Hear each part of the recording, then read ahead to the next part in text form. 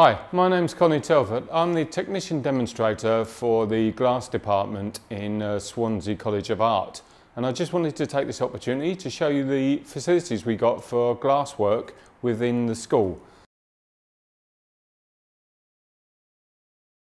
So, if we look at this first kiln, this is a big caster. This tends to be used for large moulds, three-dimensional casting. If we just move our way around, then we've got a flatbed kiln, which is used for fusing, painting, enamel firing. And then again, as you work around, we've got another flatbed. And then on the far side of the room, we've got a smaller kiln. We tend to use that, we call that a test kiln, but it can be used for smaller items, firing items, small fusing work. Again, another flatbed caster, which is used for, again, fusing or painting. Another tester, another flatbed, and then the last flatbed we've got, which is a big metre square flatbed. There, we tend to use that. That's a higher kiln, so we can use that for bending. That's how we tend to use that kiln. So we've got a higher distance between the elements and the base, so we can get moulds in for bending. And then the last kiln we got is another stand-up caster. Again, that's used for more three-dimensional glass, where it's poured into a mould and casted. So I just wanted to show you the kind of work that can be done in the kiln room. Okay, this is one of the students left last year or the year before, but again, very into architectural glass. So these were kind of tests.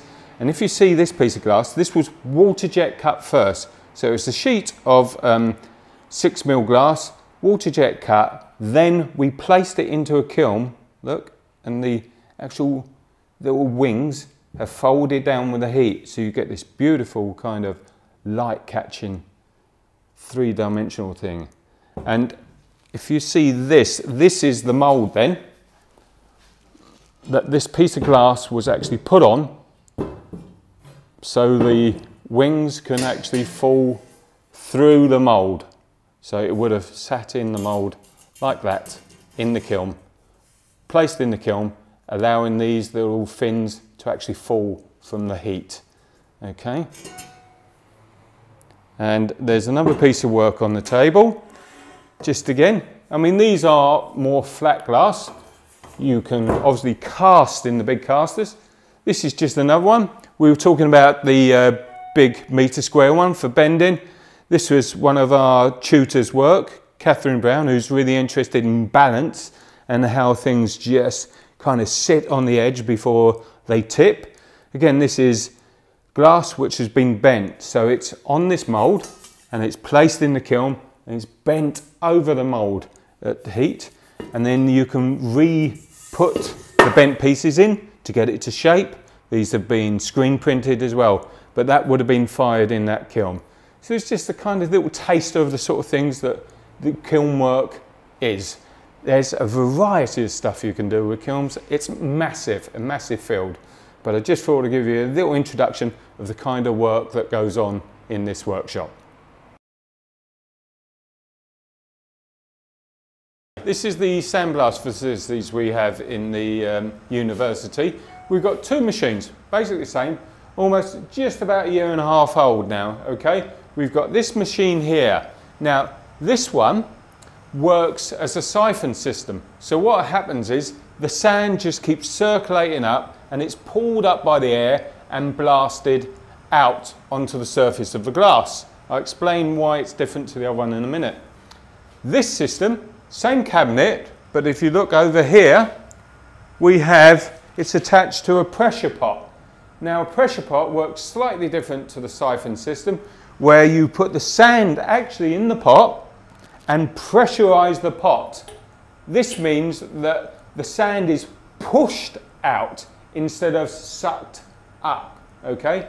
Now, there is a big difference why they are two different machines, because if you look at the nozzles here, this is the nozzle of the siphon system. It's a large hole, so you get a large spread of sand.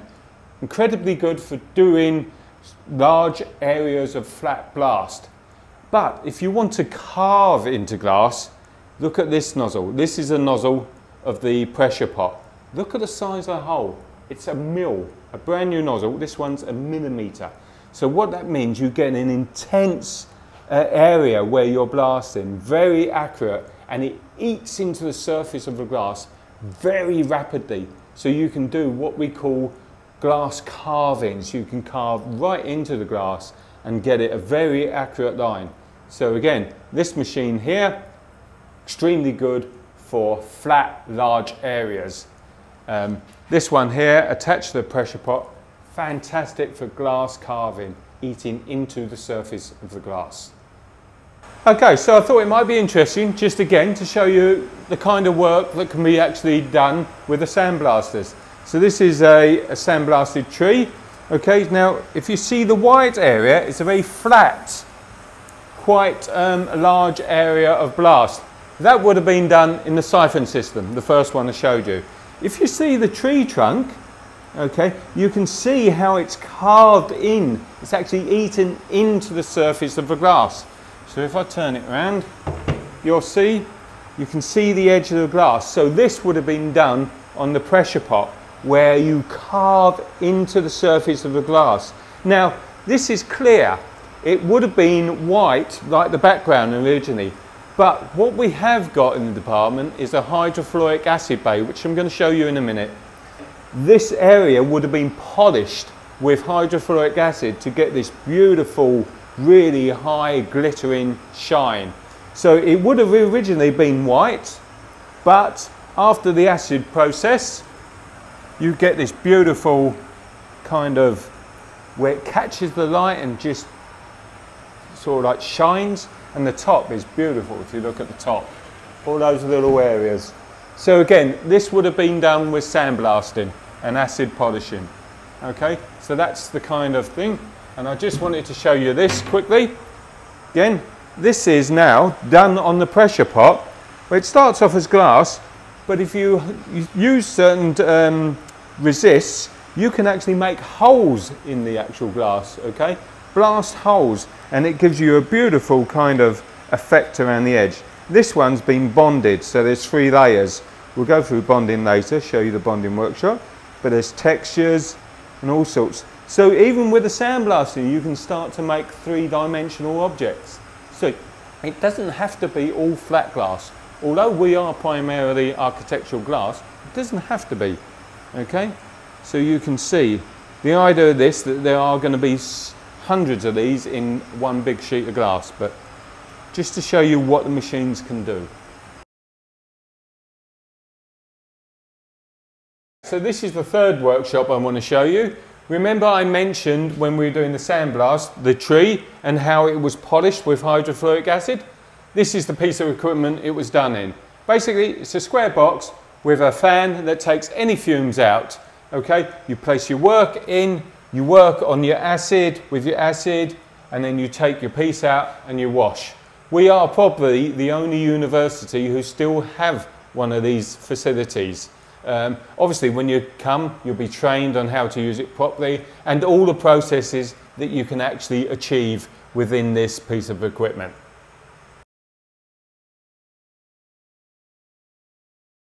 This workshop is our glass processing room or cold working room. This is where we do any wet processes on the surface of the glass, okay? So here we have, this is what I call an edge finisher. This will put a 45-degree bevel or chamfer on the edge of a piece of glass. So obviously it works on belts and the wheels move around, so you can do the flat edge and then set the wheel to a 45 and get a lovely chamfer.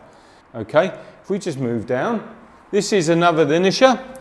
Again, same sort of belt, but it's not as complicated as that machine. We tend to use this just to take any sharp edges off. So if we're doing lots of processes on glass, or you're sandblasting a big sheet of glass, and you just want to take that edge off so you don't cut yourself or you don't damage the glass, this is the machine we do.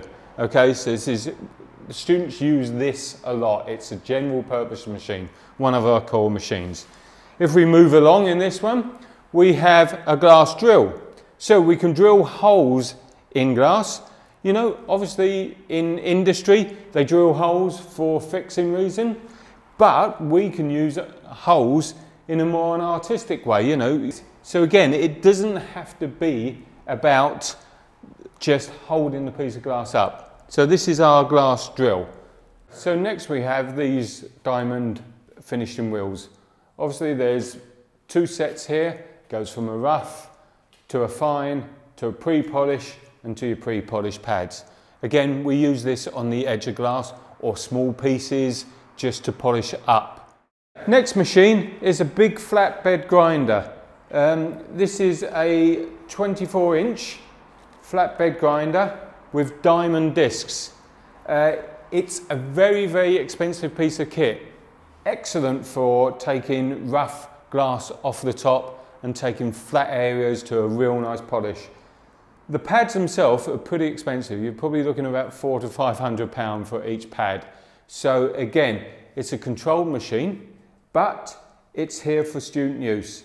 And you'll get a really good finish with a piece of equipment like this. And then as we move along, we have a diamond blade saw. We use this for all sorts of things. If you've cast big blocks of glass and you want the edges cut off before polishing, we use it for that. We use it to cut bottles or anything like that. We use it to cut big slabs of glass, and we can use it in a way of getting a sort of finish that you want, which I'm going to show you now on a piece of work, that how this diamond saw was used slightly differently to actually just cutting the glass. Okay, so I've just pulled out this piece of work to show you what you can possibly achieve using some of these machines in the workshops. Okay, so this is a double glazed unit. It's been double glazed here, and this is 10mm glass which has been bonded to the backing sheet. But if you look at the edge, it's got that beautiful chamfer around the edge that catches the light.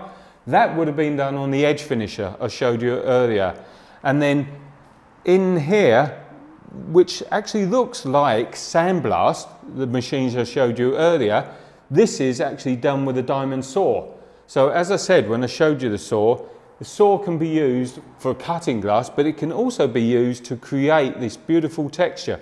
So what happened there was the 10mm was held on its edge and then held up to the blade, which cut through, so you get these beautiful striations where the saw is cut unevenly and chipped away at the edge to give you that effect. It's got a piece of copper in which has had the holes drilled in, just a sort of mix of materials, so it's glass and other materials. Okay, and then double glazed.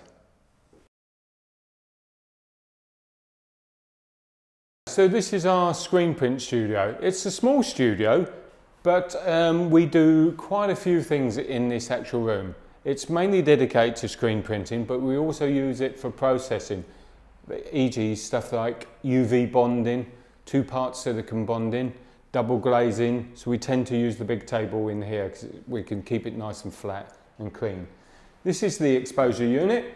Most of you, if you've done screen printing before, it's exactly the same screen printing on paper as it is in glass. Obviously, you have your screen and you have your artwork on the top, and you expose the emulsion using this machine here. Then obviously it comes over to the table where we've got one in there already. Okay, and then for us, we put our glass on this table, not paper, and then just screen print through. But screen printing is a massive area for architectural glass. There are huge commissions screen printing on massive sheets of glass, and there are companies in Britain that specialise in actually doing large screen printing. So if we just go over to the table here, we can show you again. These were some frits. You can actually, if you know your hot glass, you can buy glass frits. These have been screen printed through the screen and then fired. So depending on the temperatures that you fire, you'll get different textures on the frits, but they're basically applied by the screen. Also, what happens in this room, as I said before, is UV bonding. So again, just some samples of UV bonding. We did an exhibition a couple of years ago which was called Message in a Bottle, and it was down the National Waterfront in Swansea. So all the students had to make a bottle based on, you know, the message in the bottle theme. And this was one of them that came up. So it's a big bottle that's been cut on the diamond saw, and then smaller bottles bonded with UV glue to make that three-dimensional thing. And I think they called it from bottle bank to message bank. The idea was that little messages came out the bottles. Again, this is just a square. We've just made this quickly for demonstration purposes, but that's bonded on the edge with the UV glues. So this was a panel made by students a couple of years ago, and it actually went in for the Stevens competition, something that the university does every year. The students get involved with that. If we just look behind, this is a large piece of work, okay, which has had frit work and some enamel printed on it, and then it's bonded with 2-part silicone. So it's a special bonding solution that allows us to bond large sheets of glass. So now, you know, there's no lead or anything in here to hold it together. It's bonded, and that's the kind of work that goes on within this room. If you just look over there, you've got the UV lamp. That's the thing that sets the glue off. So again, you can go architectural, you can go three-dimensional. Glass is a beautiful material, you know, and by the idea of you being introduced to all these workshops and these machines, you can explore the potential of this really fantastic material. It's amazing what you can do with glass. But once you master the workshops here at Swansea, you can then explore and create all sorts of things. So we're in the casting room now. This is just a workshop. It's a dirty workshop. All right? We make the moulds for the hot glass processes. But I just thought I'd get this out just to show you. This is what we show first year students so they can get the process in their sort of brain. But basically this was a little metal chest piece that was made by one of the product designers. So I thought, oh, I'll take a cast of that to show them the process. So this is the first bit. This is our actual thing we want to make out of glass. So the first thing I done was I made a mould out of gel flex of the metal object. We make it out of gel flex because it doesn't stick to the actual object. We can cut it down the center so we can split it so we can get the original piece out. Okay, then what we do is put the mould back together, and then we pour molten wax down into that mould, and what you end up with is a wax version of the metal piece. The next stage would be then to surround the actual wax in a plaster mix. Okay, you can see there the actual wax is now in there. So we've got the wax trapped in the plaster cast. We need to remove that wax so we can actually get glass in that void. So what we do is we turn this upside down and we put a steamer underneath, and the steamer will melt the wax and it will drip down, and that leaves us a perfect cast in the plaster of this original metal piece. It then goes into a kiln and glass is melted, and the glass runs into the plaster mould. This is one that we've just done quickly just to show them. If you notice that little bit there, what I've done there is we've put a little hole at the bottom just so the air can be forced out, because if air gets trapped in there, it won't cast all the way down. So this is how it comes out of the mould when it's done. We then cut the extra off, the bit at the top, we do a bit of finishing, look, and this one's actually been, because it's very hard to do something like that on our polishing machines, this one's been dipped into a very strong acid solution to give it this final polish. So now what we've got is the original and the glass version of it. Okay. Obviously, once you've mastered this technique, this is just a very simple exercise. Once you master this technique, you can do some beautiful castings with it, large scale work, intricate work. And Dr. Shelley Doolin, who does the casting here with us, you'll see some of her work in the film now, and it's absolutely stunning, some of it. So it's a really nice process. But this is just to sort of show you what can be actually achieved here.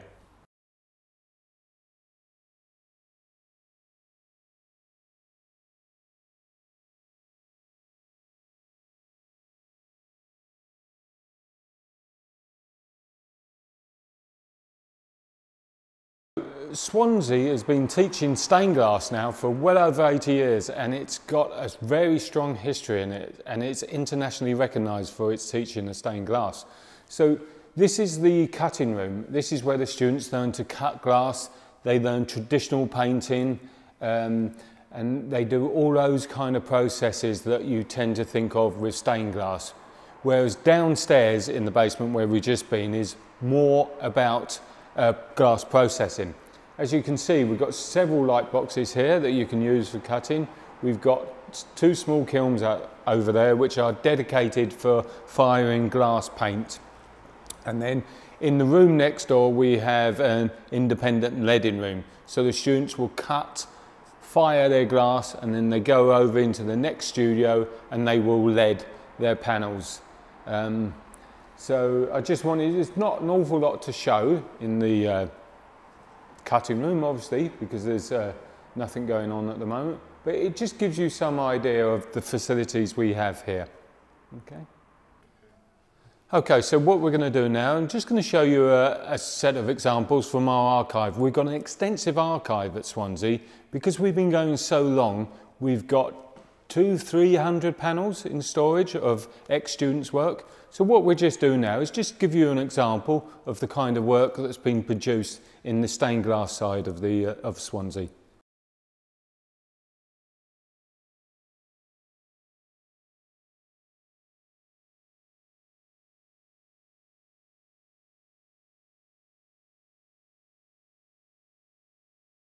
So that ends our little tour of the facilities here at Swansea.